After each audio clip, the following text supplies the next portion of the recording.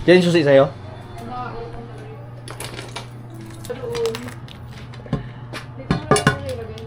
Saan kaya punta natin? Doon na lang, no?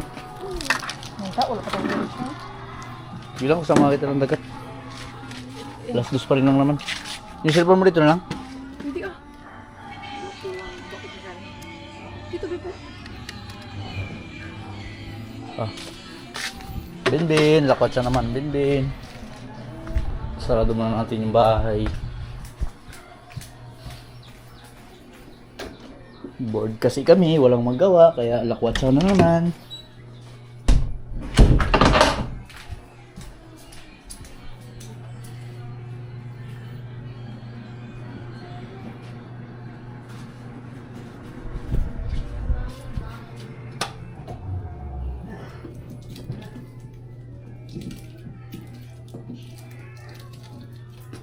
Ah, okay na. Tara.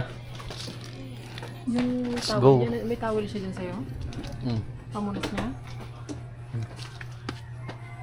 Ito na. Yung wallet dala mo? Doon sa ano? Sa U-box. Ito ilagay mo dyan. Sa may ano yung cellphone ko. Alam mo yung duyan? Doon mo dyan. Kasi may matalian ba? Cellphone. Dito natin ilagay. Ayan nga, ayan. Aray, mag-load muna ako. Wala akong data.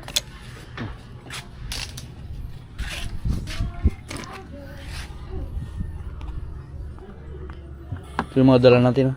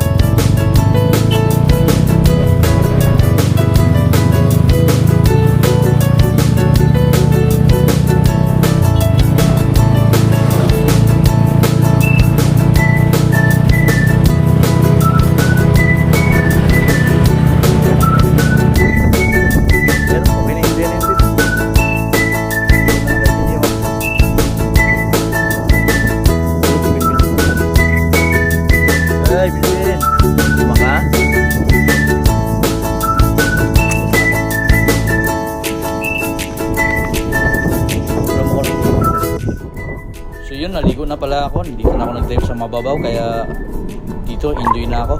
So sinubukan ko lang ito yung snorkeling ko, kung malinaw ba talaga or functional talaga. So 100% na gumagana rin talaga, napakaganda. So sobrang sulit. So sample lang ito, sample lang napadala from TikTok. So malaking tulong din, libre lang. So ayan guys, malinaw din yung camera ng ating pangdagat. So DJI Osmo, sobrang sulit ng camera nito. So ayan, may mga isda pala dito, kahit sa mababaw lang. Dito lang banda ako sa may Bakawan, sa may naabot dito ng ibas kaya dito na ako nag may mga isda rin pala. Ayan yung mga ugat ng Bakawan, sobrang nakaka-thrill at adventure talaga. Maganda dito pala pag may camera ka dala. Ayan, makikita mo yung isda, pwede mong lapitan. So ayan, enjoy muna ako abang doon sila misis nag-aantay sa akin. So masaya dito pag pag may dala kang mga, hindi kasi kami naka-prepare na magdalang pagkain, kaya yan. So naisip ako na lang mag-swimming. And syempre maganda nga dito mag-swimming, lalo na kung may dala kang kaming meat. So mamaya mamiming meat ako. So testing ko lang muna ito yung area, check ko lang yung area kung may mga isda nga talaga. Ang dami talaga pwedeng gawin kapag complete yung gamit mo, lalo na kung mahilig ka magdagat. So ako kasi more on adventure kasi mahilig din ako magbiyahe-biyahe, mamasyal, kaya sinama ko na nitong pagdadive, hindi ko sa dagat. So bumili na ako ng mga gamit ko. So paunti-unti is nakaka-provide din talaga. So ayan, masaya na ako dito, maayos yung pamilya and may paglilibangan kahit minsan, So wag puro trabaho, isipin natin na magala, relax. So kung stress na tayo, relax lang natin dito sa mga nature.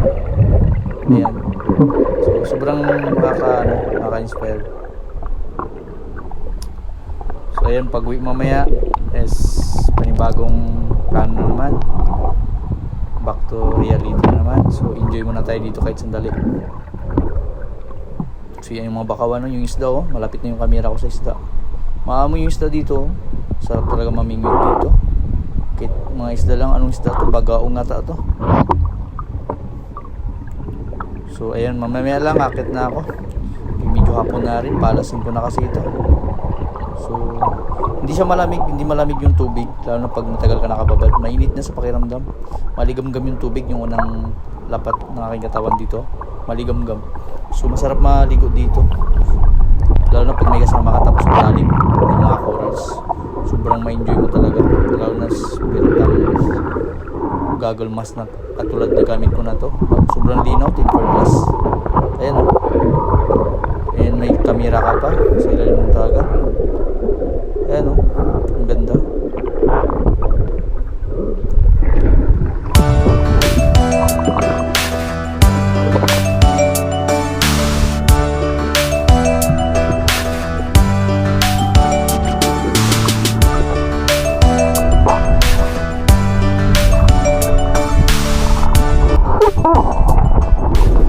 Ayan, nakita yung sikat ng araw sa ibabaw. Grabe yung ganda. Yung hardin ng kalikasan sa sa ilalim ng dagat. Ito yung kalupaan ng dagat. Yun paaw na ako. So medyo baka mangitim tayo.